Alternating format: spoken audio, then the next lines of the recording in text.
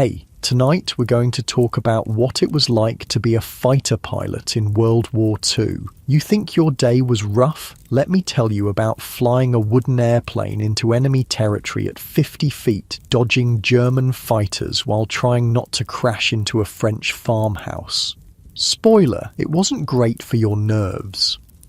Hey, if you're enjoying these bedtime stories about weird history, I'd really appreciate a like or subscribe. I'm curious where you're listening from. Drop a comment with your location and what time it is there. Is it actually bedtime? I know, you're trying to fall asleep and I'm about to tell you about flying through searchlights and flak, but trust me, it gets better.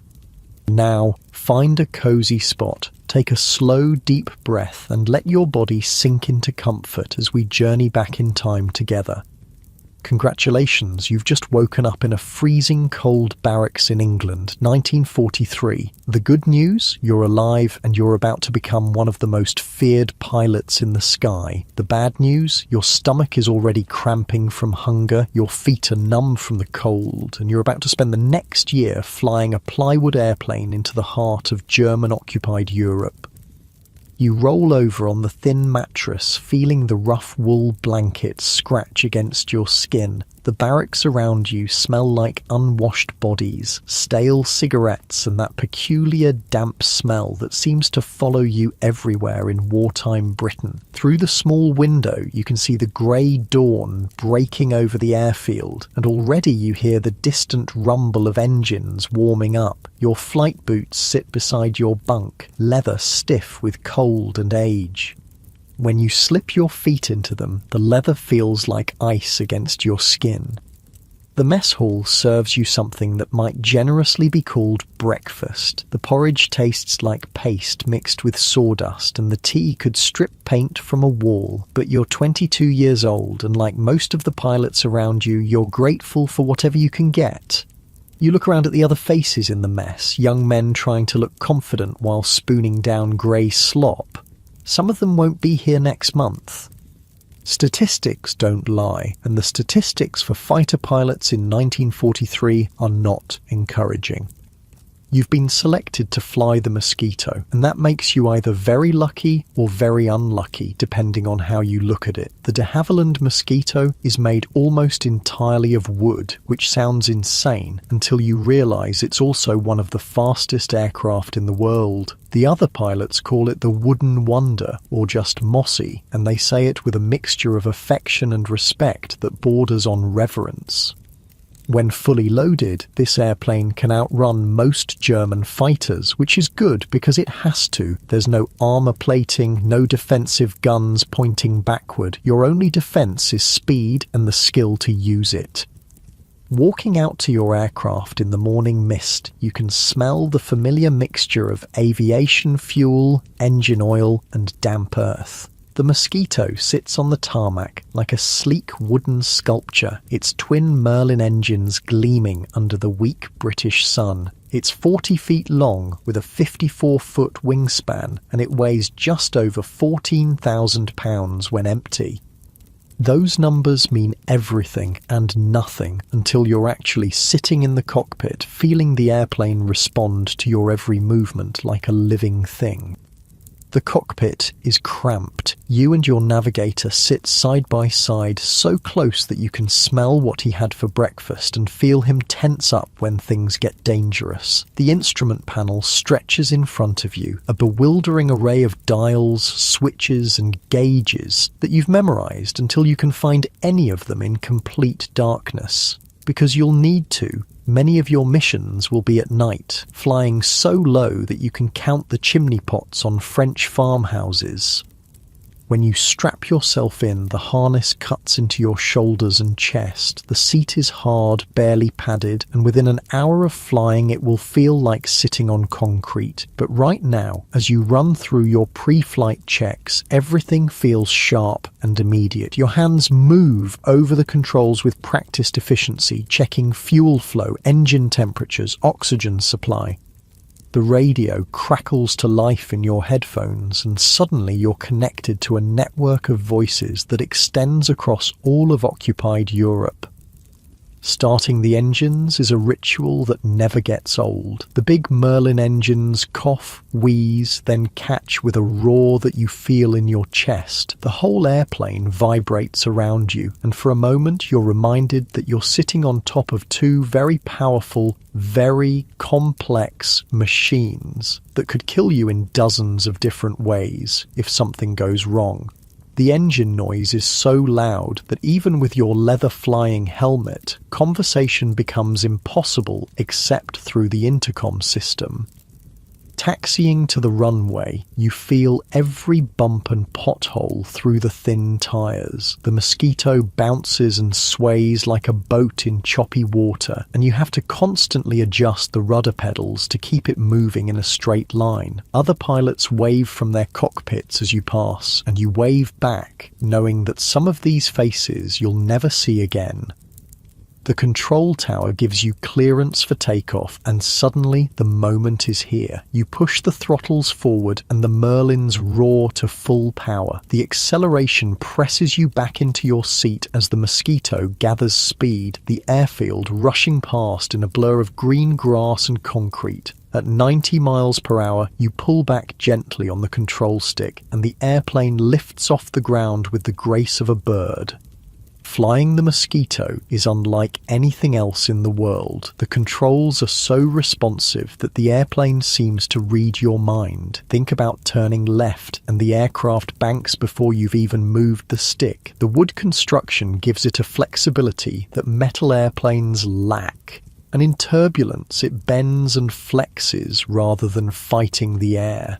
It's almost alive under your hands.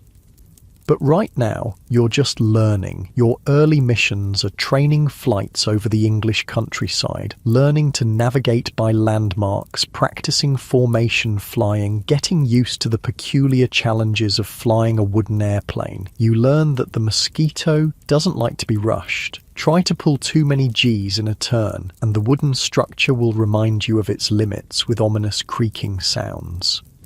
Push the engines too hard for too long, and the temperatures will climb into the red zone faster than you can say engine failure.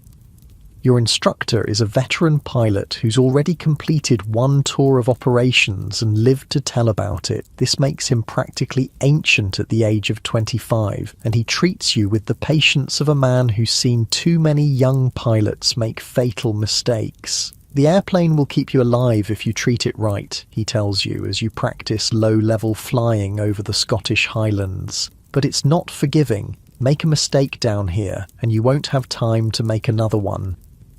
Low-level flying is an art form that takes months to master. You learn to read the terrain ahead, to spot power lines and radio masts before they become a problem, to use hills and valleys to hide from radar. At 50 feet above the ground at 250 miles per hour, everything happens very fast. A momentary lapse in concentration, a split-second delay in reaction time, and you'll be nothing more than a smoking crater in a farmer's field. You practice navigation using nothing but your eyes and a map. No radio beacons, no electronic aids, just the skill to pick out landmarks and dead reckon your way across hundreds of miles of hostile territory. You learn to identify German airfields from the air, to spot the telltale patterns of aircraft dispersal areas and the distinctive layout of anti-aircraft gun positions. Every piece of information might save your life someday. The navigation training is relentless. Your navigator sits beside you with his charts and instruments, calling out course corrections and keeping track of wind drift and ground speed. Together, you learn to work as a team, each anticipating what the other needs before it's asked for. In combat, this wordless communication will be the difference between life and death. As weeks turn into months, you accumulate flying hours and experience. You learn to fly in weather that would ground commercial aircraft, to navigate in clouds so thick you can't see your own wingtips, to land on airfields that are nothing more than strips of grass in the middle of nowhere. Your hands develop calluses from gripping the control stick, and your body adapts to the constant vibration and noise of the engines. The physical demands of flying are greater than you expected. The Mosquito is not a gentle airplane. The control forces are heavy, especially at high speed, and a long mission leaves your arms and shoulders aching. The noise level is constant and wearing, even with your helmet and earphones. After a 6-hour flight, your ears ring for hours afterward, and you find yourself asking people to repeat things they've said perfectly clearly. But there's also a peculiar beauty to it all, flying at dawn over the English countryside, watching the mist rise from rivers and valleys, seeing the world spread out below you like a living map. These moments of peace and beauty become more precious when you know that soon you'll be flying over landscapes where people are trying to kill you. Your training aircraft gradually accumulates the wear and tear of constant use. The wood and fabric covering shows patches and repairs, and the engines develop the quirks and personality that come with hundreds of hours of operation. You learn that the port engine runs slightly hotter than the starboard, that the radio has a tendency to crackle during turns to the left, that the landing gear makes a particular grinding noise that means everything is working properly.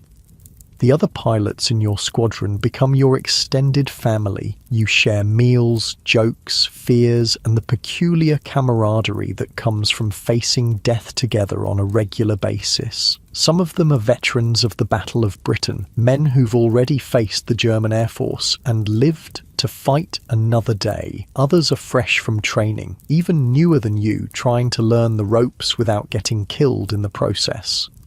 Evening briefings become routine. The intelligence officer spreads maps across the briefing room table and points out targets, weather conditions, enemy activity reports. You memorize route details, alternative landing fields, radio frequencies for emergencies. The information is vital, but it's also sobering. Every red mark on the map represents a place where someone is waiting to shoot you down. Sleep comes hard in those early days. Your mind replays every detail of the day's flying, every mistake, every near miss, every lesson learned. The barracks never truly quiet down, as someone is always returning from a mission, preparing for an early takeoff, or dealing with the aftermath of operations gone wrong. You learn to sleep through the sound of engines starting up at all hours, the tramping of boots in the corridors, the muffled conversations of men trying not to wake their squadron mates. Your body adapts to the irregular schedule of military flying. Breakfast at 4 a.m, missions at dawn, debriefing in the late morning, aircraft maintenance in the afternoon, more flying if the weather holds, meals come when they come, sleep when you can get it, and always the knowledge that tomorrow might bring something that will test every skill you've learned. The weather in Britain seems determined to make flying as difficult as possible. Rain, fog, snow and wind are constant companions. You learn to take off in conditions that would make a civilian pilot turn around and go home. Visibility measured in dozens of yards rather than miles. Crosswinds that push the airplane sideways down the runway. Ice that forms on the wings and threatens to bring you down. But gradually, almost without noticing it, you become competent. The controls feel natural in your hands. Navigation becomes second nature, and the partnership with your navigator develops into something approaching telepathy. You're ready for your first operational mission, and that's when things get really interesting. Because now they're going to send you into German-occupied Europe, where people are waiting to shoot you down with everything from fighter aircraft to farmers with shotguns. Your training is over and the real war is about to begin. Your first operational mission comes on a cold September morning in 1941. The briefing room smells like stale tobacco and nervous sweat as you study the target photographs spread across the wooden table. Tonight, you're going to attack a German airfield in occupied France. And the intelligence officer's matter-of-fact tone doesn't quite hide the fact that this is essentially a suicide mission with slightly better odds than usual. The target is here. he says, pointing to an aerial photograph that shows neat rows of aircraft parked beside concrete runways. Luftwaffe fighter base, approximately 40 miles inland from the French coast. Your job is to sneak in at low level, shoot up as many aircraft as you can find, and get out before their fighters can scramble. You nod along with the other pilots, but your stomach is doing backflips as you absorb the details. The route takes you across the English Channel at wave-top height, then inland through a maze of valleys and forests, using darkness and terrain to avoid German radar. If everything goes according to plan, you'll arrive over the target just before dawn, when the German pilots are least alert and most vulnerable. The good news is that the Mosquito is perfect for this kind of mission. The bad news is that if anything goes wrong, you'll be hundreds of miles from help, flying over territory where every person on the ground is either your enemy or too terrified to help you. You spend the afternoon preparing your aircraft with obsessive attention to detail. Every rivet, every control surface, every instrument gets checked and double-checked. Your navigator plots the route on his charts, measuring distances and calculating fuel consumption with the precision of a mathematician. The armourer loads your 4 20mm cannons with high-explosive shells designed to punch through aircraft skin and explode inside fuel tanks. As evening approaches, you pull on your flying gear with the ritualistic care of a knight donning armor. The thick sheepskin-lined jacket weighs heavy on your shoulders, but you know you'll need every bit of insulation once you climb to altitude. The leather flying helmet fits snugly over your head with built-in earphones that connect you to your navigator and the outside world. Your oxygen mask hangs loose around your neck, ready to be strapped on when you climb above 10,000 feet. Walking out to your aircraft in the gathering dusk, you can feel the nervous energy crackling through the squadron. Ground crews make final adjustments to engines and weapons, while pilots and navigators conduct their own pre-flight inspections. The Mosquito looks different in the dim light, more sinister somehow, its camouflage paint scheme blending into the shadows. Climbing into the cockpit, you're struck by how cramped everything feels when you're wearing full flying gear. The thick jacket restricts your movement, and the parachute pack digs into your back. Your navigator settles in beside you, charts and instruments arranged within easy reach. Together, you run through the pre-flight checklist with methodical precision, each item checked and confirmed. Starting the engines in near darkness is a leap of faith. The Merlins cough and wheeze before catching with their familiar roar, flames shooting briefly from the exhaust stacks. The whole aircraft vibrates around you, and you can feel the power waiting to be unleashed. Engine temperatures climb slowly in the cold air, and you wait patiently for everything to reach operating limits. Takeoff is routine until you realize it isn't. Once you're airborne and climbing into the darkening sky, the reality of what you're about to do settles over you like a heavy blanket. You're flying toward German-occupied territory with the intention of attacking heavily defended targets. And your survival depends entirely on speed, stealth, and more luck than any rational person should expect to have. The flight across England passes quietly. Below you, the countryside is blacked out for the war, with only occasional flashes of light from trains or vehicles violating the blackout restrictions. Your navigator keeps track of your position using landmarks that are barely visible in the darkness, cross-referencing compass headings with the steady passage of time. As you approach the English Channel, you begin your descent toward the water. This is where things get interesting. For the next hour, you'll be flying at 50 feet above the waves, low enough that German radar stations won't detect you until you're practically on top of them. The theory is sound. The practice is terrifying. At 50 feet above the channel, flying at 200 miles per hour in darkness, every sense in your body is screaming danger. The water below looks solid black, and your altimeter becomes the most important instrument in the cockpit. Too high, and you'll show up on enemy radar. Too low, and you'll fly straight into a wave and disappear without a trace.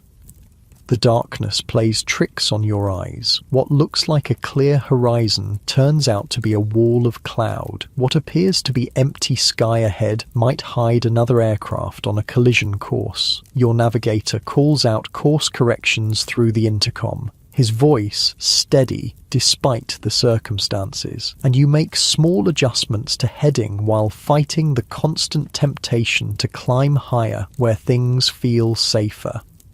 The Mosquito handles the low-level flying with surprising grace. The wooden structure flexes slightly in the turbulent air near the water's surface, absorbing the worst of the bumps rather than fighting them. But the concentration required is exhausting. Every muscle in your body stays tense, ready to react instantly to any change in the aircraft's attitude or the rapidly changing conditions ahead. Your hands grip the control stick with enough force to leave permanent indentations in the leather grip. Sweat runs down your back despite the cold, and your breathing comes in short, shallow gasps that fog up the inside of your oxygen mask. The engine noise is constant and hypnotic, a steady roar that drowns out almost everything else. Halfway across the channel, your navigator taps your shoulder and points ahead. The French coast appears as a slightly darker line against the dark sky, barely visible but definitely there. This is the moment of truth. Once you cross that coastline, you're in enemy territory and everything changes. Crossing the coast now, your navigator's voice crackles through the intercom, and suddenly you're flying over German-occupied France. The landscape below is completely dark, but you know that hundreds of thousands of German soldiers are down there, along with radar stations, anti-aircraft guns, and fighter aircraft that would be very interested in shooting you down. The navigation from this point becomes a masterpiece of dead reckoning and visual recognition. Your navigator has memorized every significant landmark along the route: rivers, forests, towns, railroad lines, and he guides you through the darkness using features that are barely visible even with perfect night vision. "Left 5 degrees, he calls out. "Railway line should be coming up on the right." And there it is, a thin, dark line cutting through the countryside, exactly where it should be. You follow valleys and ridgelines when possible, staying low to avoid detection, but not so low that you risk flying into hills or trees. The Mosquito responds to every control input with precision, but the margin for error is essentially zero. At this altitude and speed, you have perhaps 2 seconds to react to any obstacle that appears ahead. The tension in the cockpit is thick enough to cut with a knife. Both you and your navigator are hyper-alert, scanning the darkness ahead for any sign of trouble. German night fighters are known to patrol these routes, and while the Mosquito is faster than most of them, getting jumped by a Messerschmitt 110 in the dark would be very bad news indeed. 20 minutes inland from the coast, your navigator announces that you're approaching the target area. The German airfield should be just ahead, hidden in the darkness, but definitely there according to the latest intelligence reports. You reduce power slightly and begin scanning the ground ahead for any signs of activity. And then you see it. The airfield appears ahead like a small city with scattered lights marking runways and buildings, but more importantly, you can see the dark shapes of aircraft parked in neat rows beside the main runway. Messerschmitt 109 fighters sitting on the ground like targets in a shooting gallery. This is the moment you've trained for, but actually seeing enemy aircraft on the ground triggers an adrenaline surge that makes your hands shake and your heart pound. These aren't training targets or photographs in a briefing room. These are real German fighters that have been shooting down your friends and colleagues, and now you have a chance to destroy them while they're helpless on the ground. You circle the airfield once to get oriented, staying far enough away to avoid detection. The layout matches the intelligence photographs perfectly. Runways, dispersal areas, hangars, and control tower all exactly where they should be. Your navigator counts aircraft and identifies the most profitable targets while you plan your attack run. The attack itself happens faster than you can fully process. You line up on the dispersal area, push the throttles to maximum power, and dive toward the parked aircraft at 300 miles per hour. The German aircraft grow larger in your windscreen with terrifying speed, and at 200 yards range, you press the firing button.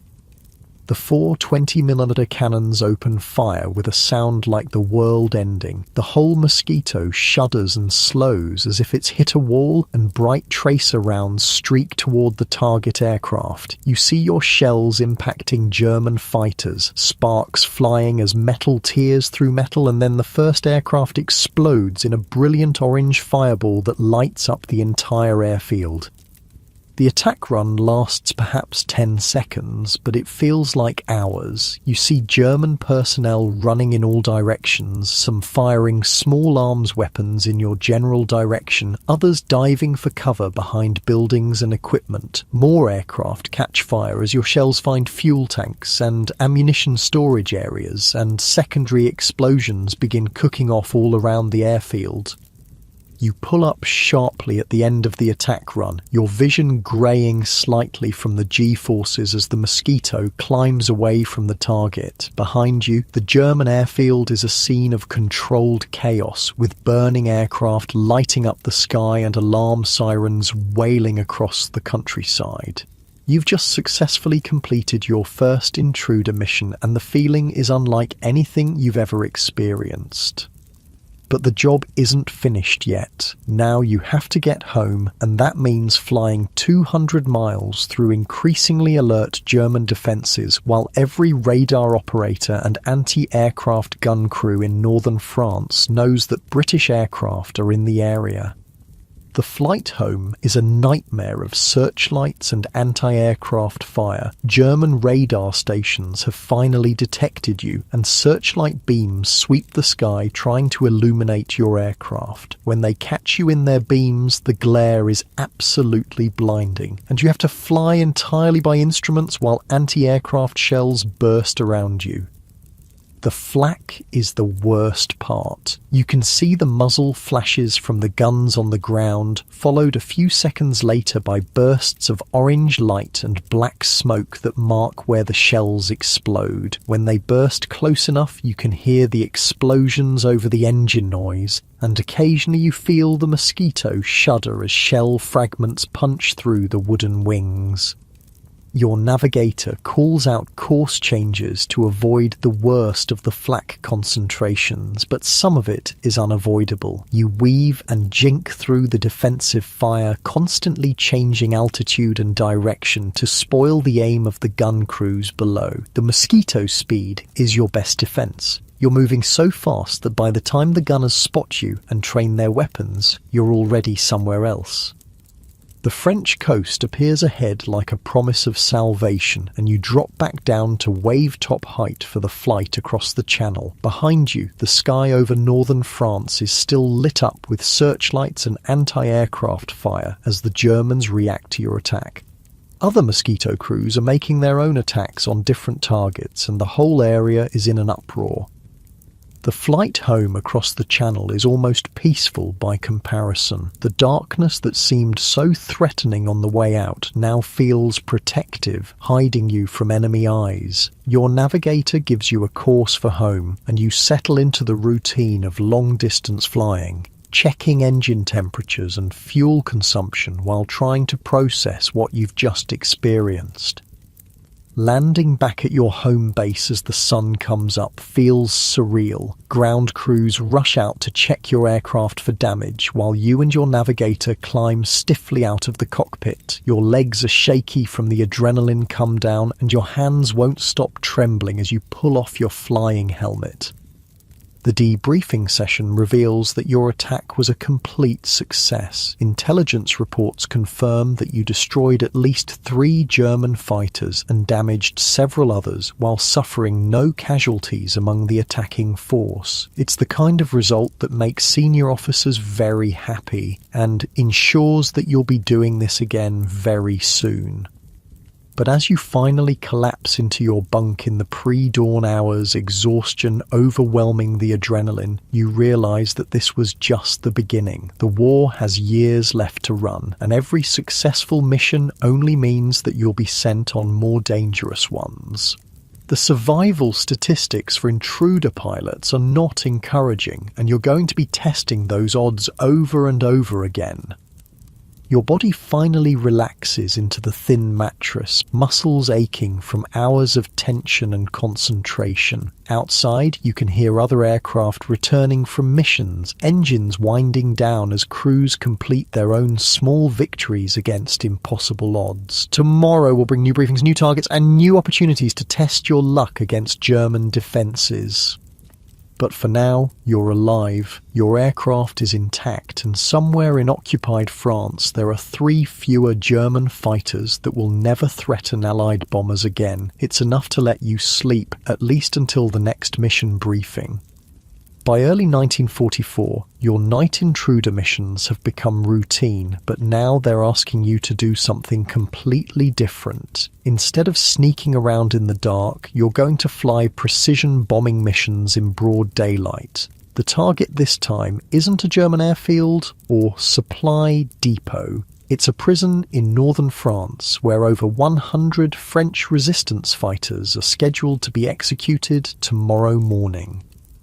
The briefing room feels different this time. The usual casual banter is replaced by an almost religious silence as Wing Commander Picard spreads the photographs across the table. You've heard of Picard, of course. Every Mosquito pilot has. He's the man they filmed for the propaganda movie Target for Tonight, and he's led more successful missions than anyone has a right to expect. If he's leading this operation, it means someone very important thinks it can actually work.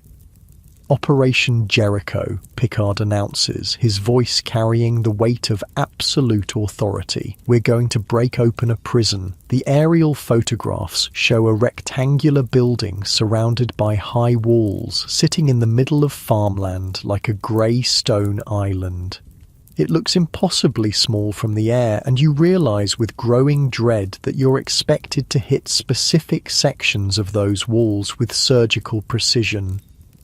The plan is audacious beyond belief. 19 Mosquito fighter bombers will attack in 3 waves, with each wave targeting different parts of the prison structure. The first wave will blow holes in the outer walls. The second wave will destroy the guards' quarters. The third wave will attack the inner walls where the prisoners are held. The timing has to be perfect, the bombing absolutely precise, and all of this while German fighters scramble to intercept you. Your navigator bends over the maps with intense concentration, measuring distances and calculating approach angles. The prison sits beside a straight Roman road that runs for miles through the French countryside, providing a perfect lead-in for the bombing run. But it also means you'll be flying straight and level for several minutes while German anti-aircraft gunners have plenty of time to line up their shots. The weather briefing is both good news and bad news. Clear skies will give you perfect visibility for the precision bombing, but it also means German fighters will have no trouble finding you. The wind is light, which helps with bombing accuracy, but there's a front moving in from the Atlantic that could complicate the return flight. You spend the morning going over every detail of the mission until you could fly it in your sleep. The approach route, the bombing altitude, the escape path back to the channel. Your navigator has memorized every landmark between England and the target, and you've practiced the actual bombing run so many times that your hands move automatically through the sequence. The Mosquito feels heavier than usual as you taxi out for takeoff. Instead of the usual night intruder load of cannon ammunition, you're carrying two 500-pound delayed action bombs in the internal bomb bay. The bombs are fitted with 11-second delay fuses, just enough time for you to get clear before they explode, in theory. Formation takeoff with 18 other Mosquitoes is controlled chaos. Aircraft spread across the airfield, engines warming up in sequence, and then the gradual parade of departures as each crew gets clearance from the control tower. You fall into position behind Pickard's aircraft, close enough to see him and his navigator silhouetted in their cockpit, far enough away to avoid a collision if someone makes a mistake. The flight across the channel is routine until it isn't. Flying in broad daylight, you can see for miles in every direction, but that also means German radar stations are tracking your formation from the moment you leave the English coast. Radio chatter on the German frequencies indicates that fighters are already scrambling to intercept you, and suddenly this precision bombing mission has turned into a race against time. Your navigator keeps up a steady stream of navigation updates as the French coastline grows larger ahead. The Mosquito formation maintains perfect discipline, each aircraft holding its assigned position, while 19 separate crews run through their own mental preparations for what's coming next. You check your oxygen mask connection, adjust your seat harness, and run through the bombing sequence one more time. Crossing into French airspace, the landscape below is winter-brown fields and bare trees dotted with small villages that look peaceful from 5,000 feet. But you know that German observers are already telephoning reports of your formation to fighter control centers, and somewhere ahead German Focke-Wulf 190s are climbing to intercept altitude. The Roman road appears exactly where it should be, a straight line cutting through the countryside like a navigator's dream. Pickard leads the formation into line-astern formation, and suddenly you're following a trail of Mosquitoes toward a target that's still invisible ahead. Your pulse quickens as you realize this is really happening. You're about to attempt precision bombing of a building that's surrounded by friendly prisoners. The prison materializes ahead like something from a nightmare. Grey stone walls surrounding rectangular buildings with guard towers at each corner and what looks like a church parade ground in the center courtyard. Through your windscreen, you can actually see people moving around inside the walls. Tiny figures that represent both the guards you're trying to neutralize and the prisoners you're trying to save.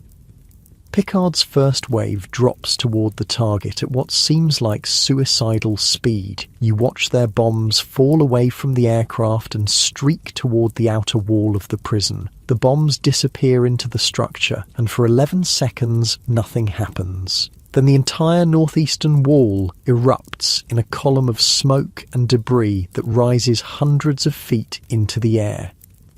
Your turn. The second wave, your wave, is supposed to hit the guards' quarters and administration buildings. You drop the nose of the Mosquito and dive toward the target at 300 miles per hour, the prison growing larger in your windscreen with terrifying speed. Your navigator calls out distance and altitude while you line up on the buildings that intelligence says house the German guards. At 1,000 feet altitude, you press the bomb release button. Two 500-pound bombs drop away from your aircraft, and you immediately pull up in a climbing turn to escape the blast. Behind you, 11 seconds later, the guards' quarters disappear in another massive explosion that shakes your aircraft even at a safe distance. But something's wrong. Through the smoke and debris, you can see that the third wave of Mosquitoes is having trouble identifying their targets. The explosions from the first two waves have filled the air with smoke and dust, and the precise bombing that this mission requires has become nearly impossible. You watch in horror as some of the third wave Mosquitoes, confused by the smoke, bomb what they think is part of the prison, but which turns out to be a nearby school. The building erupts in flames, and you realize that dozens of French children have just been killed in a mission designed to save French resistance fighters. The moral complexity of what you've just participated in hits you like a physical blow. War isn't just about shooting down enemy fighters or destroying military targets. Sometimes it's about making impossible choices between bad outcomes and worse ones, and living with the consequences afterward.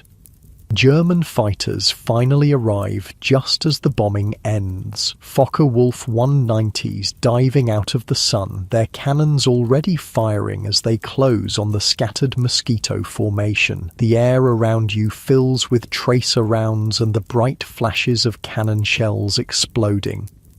Your first instinct is to run. The mosquito is faster than the German fighters, and in a straight chase you can outrun them back to the channel. But Picard's aircraft has been hit, black smoke trailing from one engine, and he's falling behind the formation. The Focke-Wulfs close in for the kill like sharks scenting blood. You make a decision that surprises even yourself. Instead of running for home, you turn back toward the German fighters. Your 4 20mm cannons are still loaded with armor-piercing ammunition, and while you're not a fighter pilot in the traditional sense, you know how to shoot.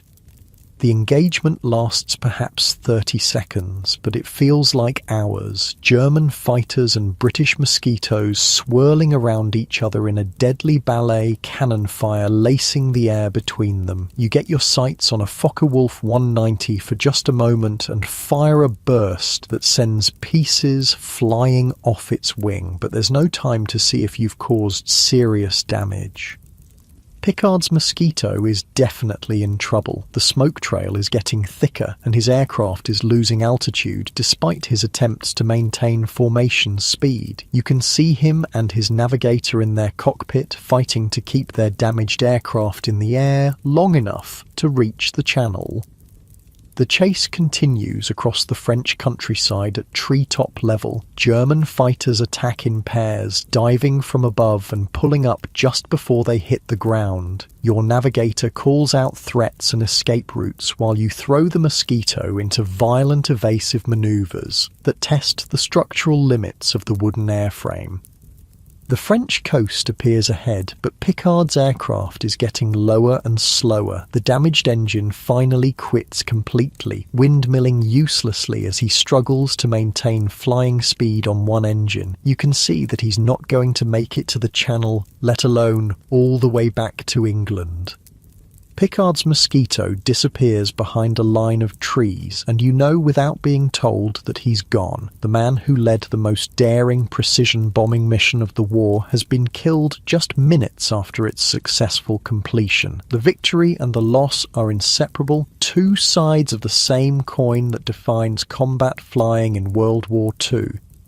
The flight home is subdued despite the mission's success. Radio reports confirm that the prison walls were breached and that over 250 prisoners escaped, including many of the resistance fighters who were scheduled for execution. But the cost includes Picard and his navigator, plus the French civilians killed when bombs hit the school by mistake. Landing back at your base, you sit in the cockpit for several minutes after shutting down the engines. Your hands are shaking again, but this time it's not just from adrenaline. The precision required for daylight bombing is far more demanding than night intruder work, and the moral complexity of the missions is something no amount of training can prepare you for. The debriefing session is thorough but subdued. Intelligence officers want to know exactly which buildings were hit, how many bombs found their targets, what the German fighter response was like. But everyone in the room knows that the most important question can't be answered by any debriefing. Was it worth it? Did the lives saved justify the lives lost?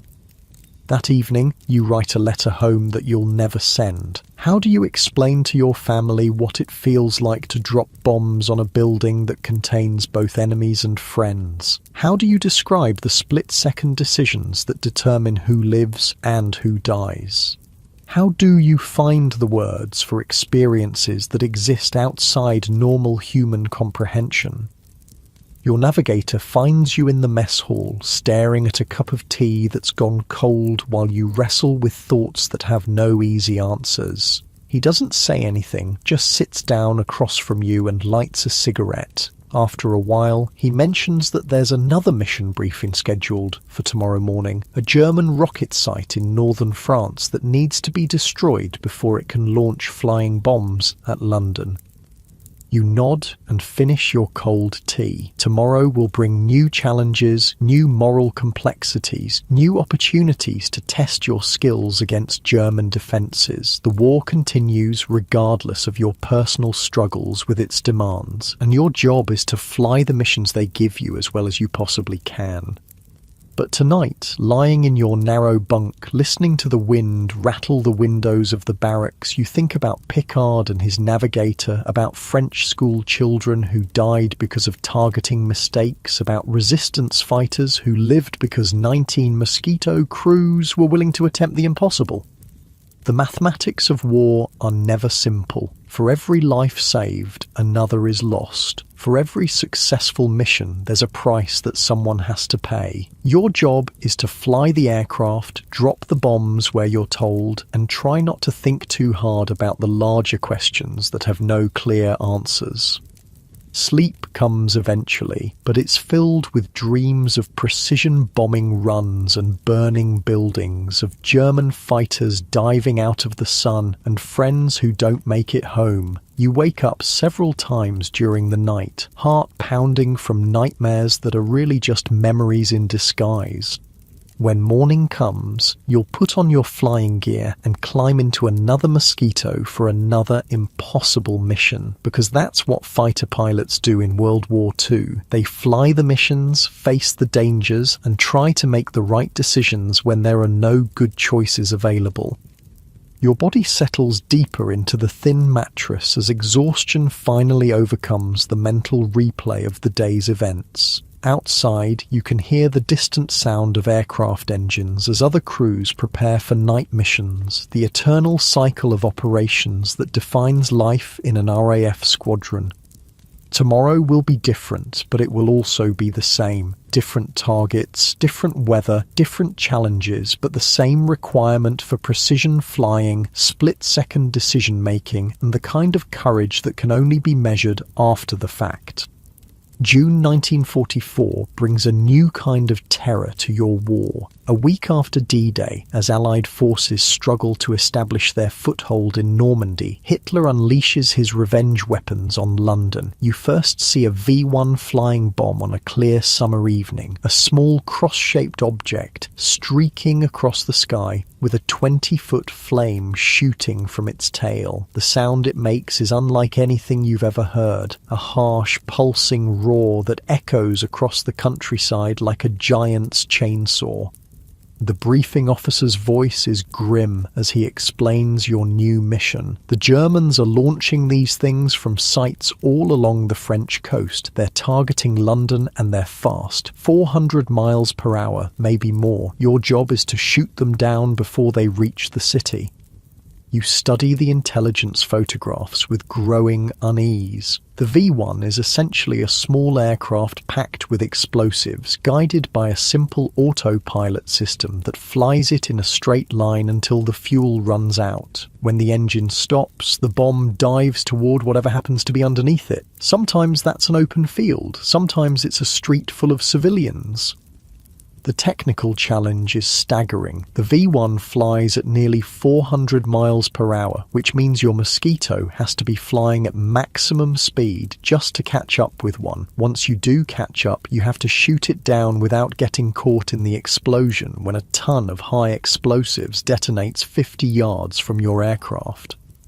Your first V-1 interception attempt teaches you just how difficult this new mission is going to be. You're patrolling at 10,000 feet over the Kent countryside when radar control vectors you toward an incoming target. Bogey bearing 090, distance 20 miles, low level, high speed. You turn toward the intercept heading and push the throttles to maximum power. The Mosquito accelerates smoothly, but even at full power you're barely gaining on the target. Through your windscreen you can see the distinctive flicker of the V-1's pulse jet engine, a bright dot of flame racing across the landscape below. The interception geometry is critical. You can't attack from directly behind because the V1 is too fast. You can't attack from the side because the overtaking speed would be too high for accurate shooting. The only option is to dive from above, using gravity to help you catch up and try to get your guns on target during the brief moment when your flight paths converge. You roll into a steep dive, the Mosquito screaming down toward the V1 at close to 450 miles per hour. The wooden airframe shudders and groans under the stress, and you can feel the control stick getting heavier as the speed builds. Your navigator calls out the closing distance while you fight to line up your gun sight on the small, fast-moving target. At 300 yards range, you open fire with all 4 cannons. The recoil slows the Mosquito dramatically, and bright tracer rounds streak toward the V1. You see strikes on the target, sparks flying from its metal skin, but the flying bomb continues on its course, apparently undamaged. You're closing too fast. The V1 fills your windscreen, growing larger with terrifying speed, and suddenly you realize you're about to collide with it. You pull back hard on the control stick, the Mosquito climbing sharply away from the target, G-forces pressing you down into your seat until your vision starts to grey at the edges. The V1 explodes beneath you with a brilliant white flash that temporarily blinds you. The blast wave hits your aircraft like a giant fist, throwing the Mosquito sideways and upward in a violent motion that tests every rivet and joint in the wooden structure. For a moment you think the airplane is going to come apart around you, but somehow it holds together. When your vision clears, you're flying through a cloud of debris and smoke. Small pieces of metal patter against the windscreen and wings like deadly hail, and there's a strong smell of explosives in the cockpit despite your oxygen mask. You check the engine instruments frantically, looking for signs of damage, but miraculously everything appears normal. The V1 threat changes everything about flying in 1944. These weapons are being launched around the clock, day and night, in weather that would ground normal aircraft. Your squadron is taken off intruder duties and assigned to full-time V1 interception, patrolling the skies over southern England in 8-hour shifts that push both aircraft and crew to their absolute limits. The physical demands of V1 interception are unlike anything you've experienced before. Chasing these high-speed targets requires flying the Mosquito at maximum power for extended periods, and the constant high-speed maneuvering is exhausting. After 4 hours of interception patrols, your arms ache from fighting the heavy control forces, and your body is soaked with sweat despite the cold air at altitude. The mental stress is even worse. Knowing that each V1 you fail to intercept will explode somewhere in London creates a pressure that's different from normal combat operations. When you're attacking a German airfield, failure means you don't destroy enemy aircraft. When you're intercepting V1s, failure means that families in London die in their homes. You develop new techniques for destroying the flying bombs. Head-on attacks are too dangerous because of the closing speed, but you discover that you can tip them over by flying alongside and using your wingtip to upset their control surfaces. It's incredibly dangerous flying that requires positioning your aircraft within inches of an explosive device traveling at 400 miles per hour, but sometimes it works. The successful tip-over maneuver is a thing of beauty when it works properly. You approach the V1 from slightly above and behind, matching its speed exactly, then ease your wingtip under its wingtip. A gentle nudge is enough to upset the simple gyroscopic guidance system, sending the flying bomb into a spiral that ends with it crashing into an empty field instead of reaching its target. But more often, you have to destroy them with gunfire, and that means flying directly into the explosion. You learn to time your attacks so that the V1 explodes while you're pulling up and away, using every bit of the Mosquito's performance to get clear of the blast. Even so, your aircraft accumulates damage from debris and blast effects, with fabric patches and metal plates covering holes punched by flying fragments.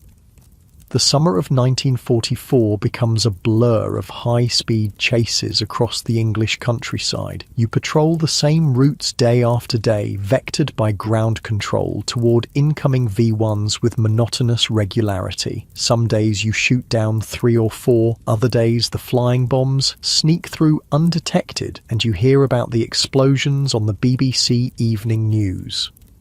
Your navigator keeps careful records of your interceptions, plotting each successful engagement on a map of southern England. The pattern that emerges shows the deadly efficiency of the German V1 campaign. Most of the flying bombs are aimed directly at central London, following flight paths that take them over the most densely populated areas of the city.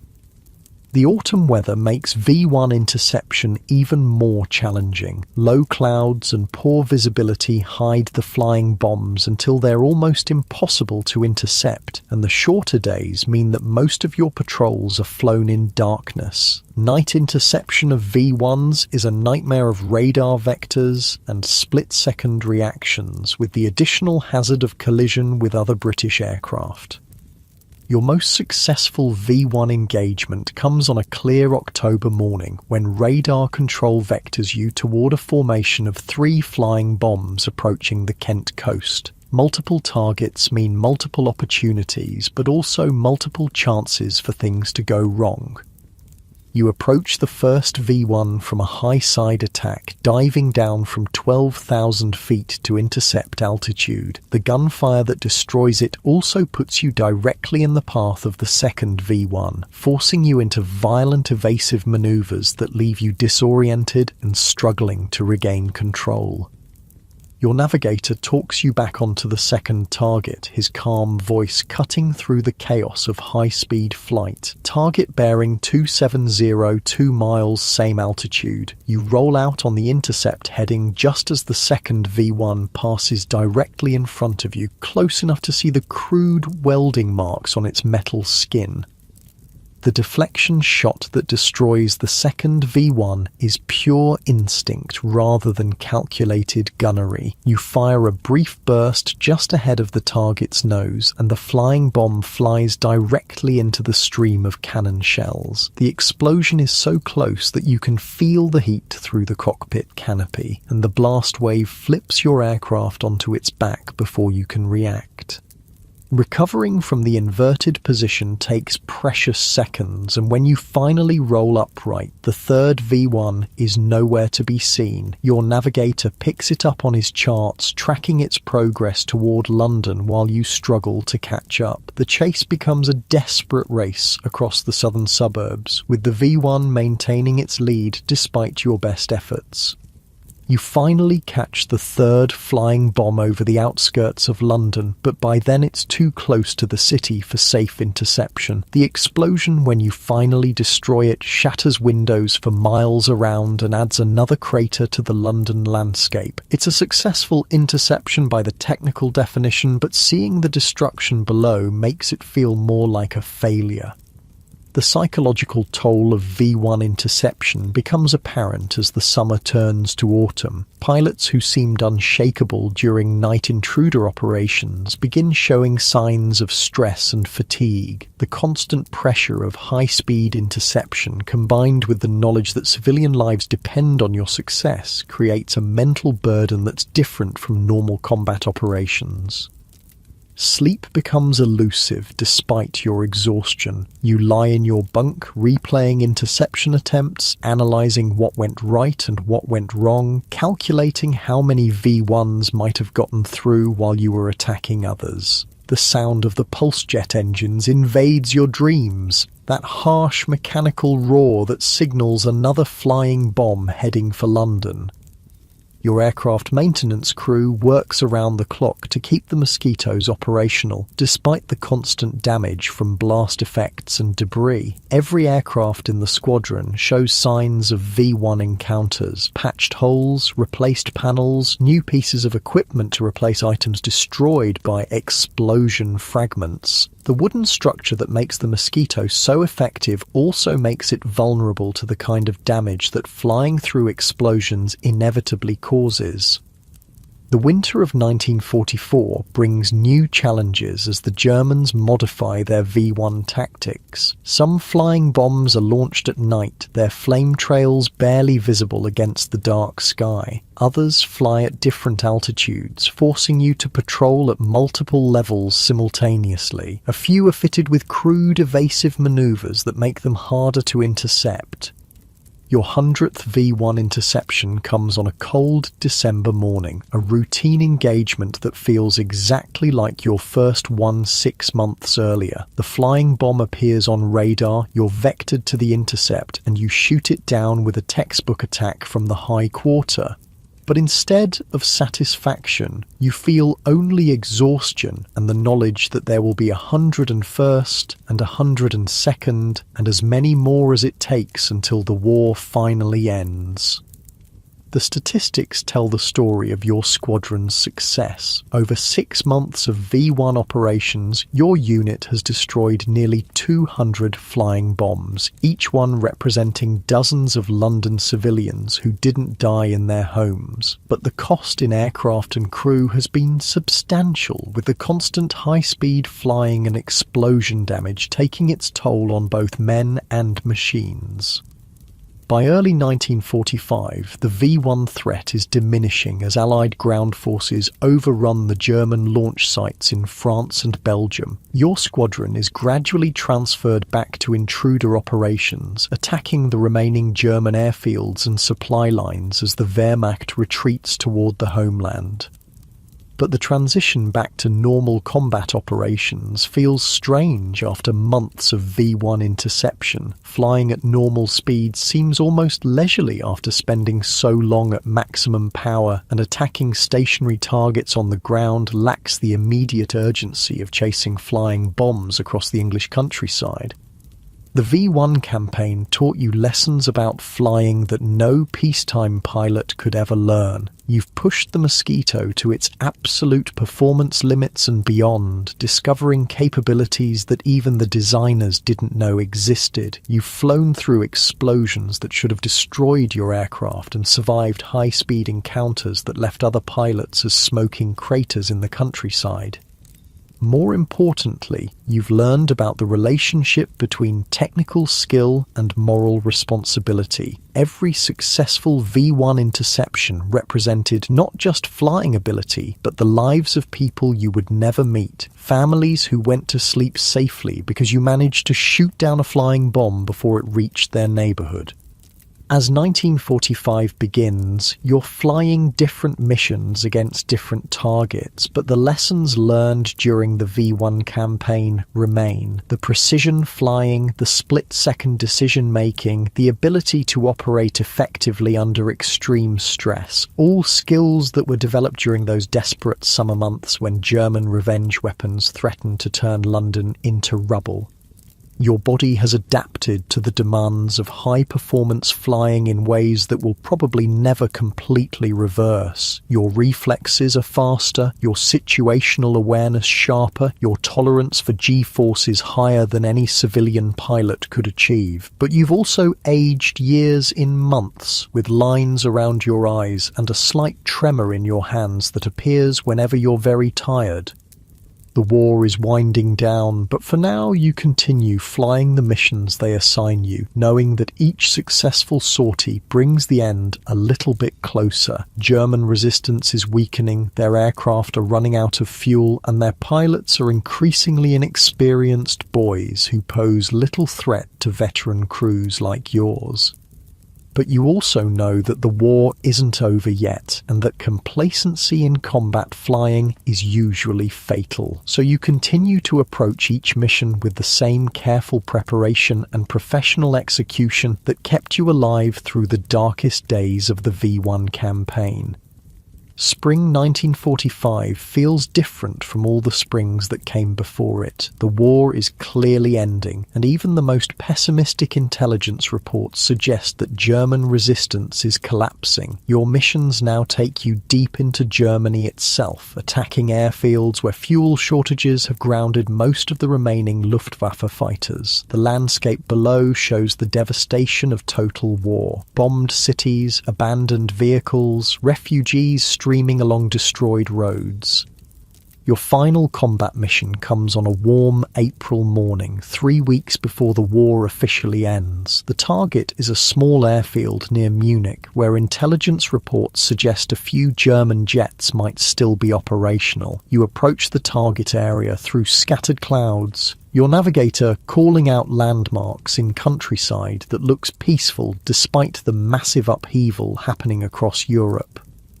The German airfield appears ahead, but it's clearly abandoned. No aircraft visible on the runways, no signs of activity around the buildings, no anti-aircraft fire rising to meet you. You circle the field once out of habit, looking for targets that aren't there, then turn for home without dropping a single bomb. It feels anticlimactic after years of dangerous missions, but perhaps that's appropriate. Wars don't end with dramatic final battles. They just fade away when one side runs out of the will to continue fighting. The flight home takes you over Bavaria and Austria, regions that were once the heart of the German war machine, but now show only destruction and abandonment. Cities reduced to rubble, factories standing empty, transportation networks completely severed. From your cockpit at 10,000 feet, you can see the scope of the devastation that total war has brought to Central Europe. But you also notice something else during that final mission. The constant tension that has been your companion for 3 years is finally beginning to ease. Your shoulders aren't permanently hunched against expected attack. Your eyes aren't constantly scanning the sky for enemy fighters. For the first time since 1942, flying feels more like flying and less like barely controlled violence. V-Day arrives on May 8, 1945, and you're sitting in the squadron dispersal hut when the official announcement comes over the radio. The war in Europe is officially over. The words hang in the air for a moment, and then someone starts laughing. Not with humour, but with a kind of exhausted relief that comes when an impossible burden is finally lifted. The celebration that night is subdued despite the magnitude of what you've all accomplished. Too many empty chairs in the mess hall, too many names on the memorial board, too many friends who didn't live to see this day. You raise a glass of warm beer to absent friends, and the toast echoes around the room with a mixture of triumph and melancholy that captures the complex emotions of survival.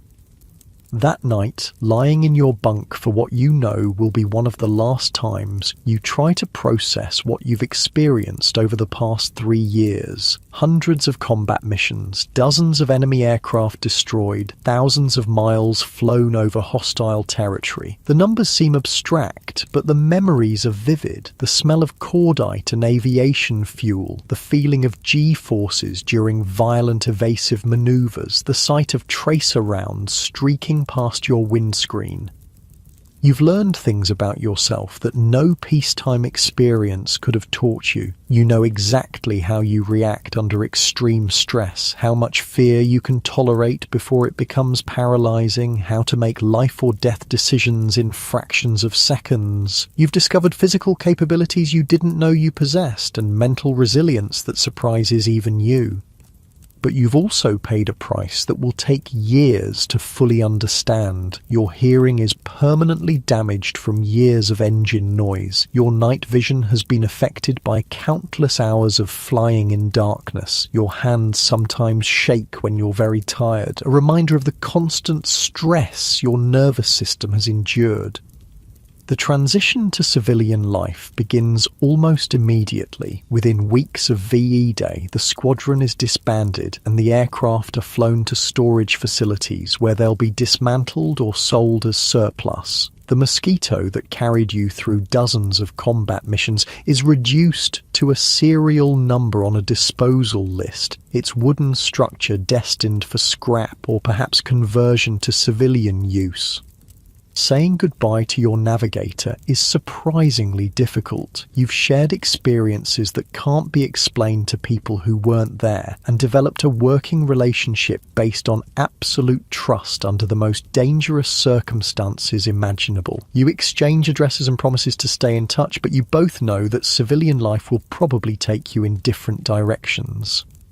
The demobilization process is efficient but impersonal. Medical examinations, paperwork, interviews with officers who want to know your post-war plans. The Royal Air Force has invested considerable time and money in your training, and they're curious about whether you'll consider staying in the service. But the prospect of peacetime flying seems impossibly mundane after years of combat operations. You return to civilian life with skills that have no obvious peacetime application. You can navigate by dead reckoning across hundreds of miles of hostile territory, but struggle to find your way around a city that's changed while you were away. You can make split-second decisions under extreme stress, but find yourself paralyzed by simple choices like what to order for dinner. Sleep remains difficult long after the war ends. Your body has been conditioned to wake at the slightest unusual sound, and the hypervigilance that kept you alive in combat doesn't simply switch off when the fighting stops. You find yourself automatically scanning the sky whenever you hear aircraft engines, and loud noises trigger reflexive defensive reactions that embarrass you in social situations. Employment proves challenging despite your technical qualifications. Few civilian employers understand what military pilots actually do, and even fewer have jobs that match your experience level. You eventually find work with a small airline, flying converted military transports on domestic routes that seem almost laughably safe compared to wartime operations. The civilian flying is monotonous but somehow comforting, following published airways, communicating with air traffic control, landing at proper airports with concrete runways and approach lighting systems. No one shoots at you, no enemy fighters appear suddenly out of cloud formations, no searchlights sweep the sky looking for your aircraft. But you miss the Mosquito. Commercial aircraft are safer and more comfortable, but they lack the responsive handling and raw performance that made the Mosquito such a joy to fly. The wooden fighter bomber was an extension of your will, responding to the slightest control input with precision and grace. Civilian aircraft feel heavy and sluggish by comparison. Years pass and gradually you adapt to peacetime life. You marry, start a family, buy a house in a suburb that's being built where RAF training airfields used to operate. Your children grow up hearing occasional stories about the war, but they can't really understand what it was like to fly combat missions in wooden airplanes against an enemy that controlled most of Europe. Occasionally, you encounter other Mosquito veterans at aviation gatherings or military reunions. There's an immediate recognition between you, a shared understanding that doesn't require words. You can identify other combat pilots by the way they automatically check the weather before making any plans, by their unconscious habit of noting the location of emergency exits, by the particular way they listen to aircraft engines.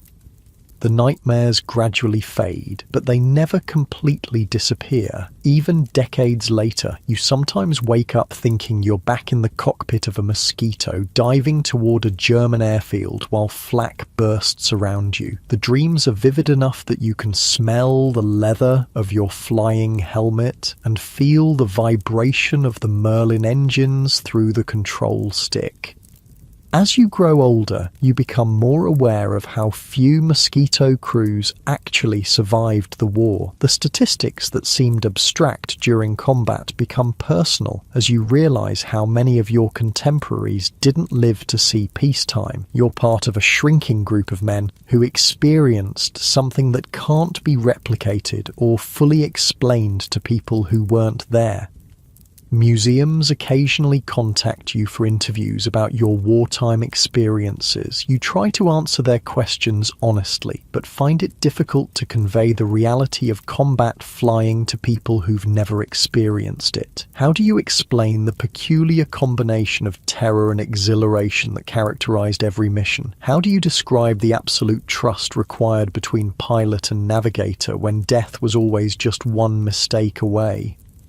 The Mosquito itself becomes a legend, remembered as one of the most successful aircraft of World War II. Aviation historians write books about its technical innovations and operational achievements, but you remember it more simply as an airplane that brought you home when other aircraft might not have. Its speed saved your life more times than you can count, and its wooden construction proved remarkably resilient under conditions that would have destroyed conventional metal aircraft.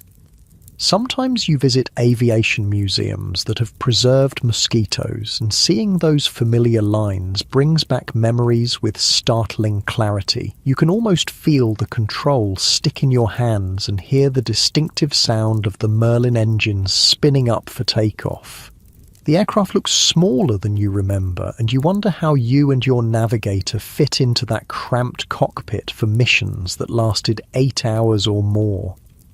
Younger visitors to the museums ask questions about what it was really like to fly these aircraft in combat. You try to give honest answers, but you're also aware that your memories have been filtered through decades of peacetime life. The sharp edges of fear and exhaustion have been smoothed over by time, leaving mostly the pride of having served and the satisfaction of having survived. The last flying Mosquito is finally retired in the 1960s, ending an operational career that spanned more than 2 decades. You watch the final flight on television, and when the wooden fighter bomber lands for the last time, you feel a sense of loss that's difficult to explain to family members who don't understand your attachment to a machine. Your grandchildren grow up in a world where the Second World War is ancient history, something they study in school but can't really imagine. They know their grandfather was a pilot during the war, but to them it's just another fact about the distant past. They can't conceive of a time when German bombers attacked London every night, or when young men climbed into wooden airplanes to attack heavily defended targets with no guarantee they'd ever come home. As you enter your final years, you find yourself thinking more often about the friends who didn't survive the war. Their faces remain young in your memory while you've grown old, and sometimes you wonder what they might have accomplished if they'd lived to see peacetime. The debt you owe to their sacrifice is something you've carried for decades, and it influences every major decision you make in civilian life. The physical effects of wartime flying become more noticeable as you age. Your damaged hearing requires hearing aids, and your night vision is poor enough that you stop driving after dark, but your hands remain steady, and when you demonstrate aircraft controls to curious museum visitors, the muscle memory of decades-old training returns with surprising clarity. Your children and grandchildren eventually understand that your wartime experiences shaped everything about your post-war life. Your insistence on mechanical reliability, your habit of maintaining emergency supplies, your reluctance to waste food or fuel, all traces of lessons learned when shortage and mechanical failure meant the difference between life and death. The stories you tell become family legend, passed down to grandchildren who repeat them to their own children. But you know that something essential is lost in each retelling, that the reality of combat flying can't be captured in words. The fear, the cold, the exhaustion, the split-second decisions, the absolute dependence on machinery and teamwork, these things can only be truly understood by people who experience them firsthand.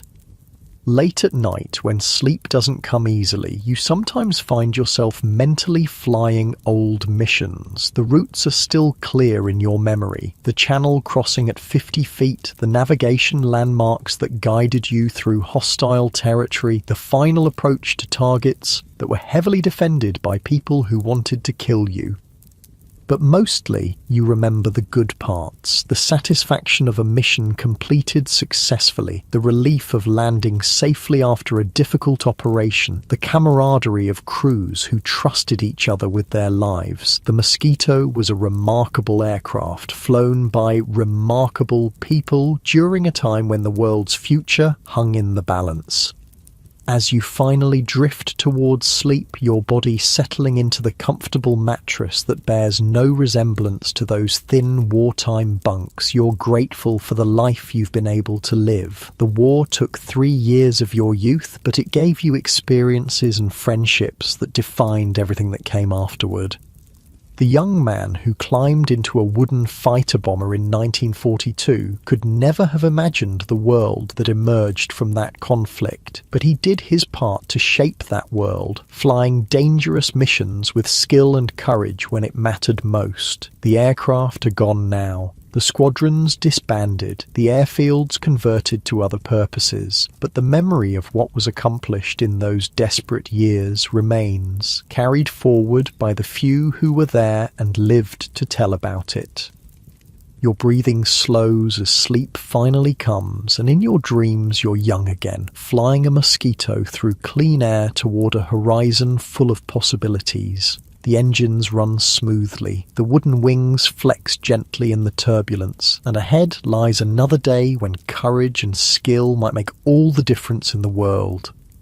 So next time you can't sleep because your neighbour's too loud, remember the fighter pilots who flew wooden airplanes into the heart of enemy territory, guided only by skill, courage, and the hope that their sacrifices might help build a better world. They found peace in the most dangerous circumstances imaginable, and their example reminds us that rest is something to be grateful for, not taken for granted.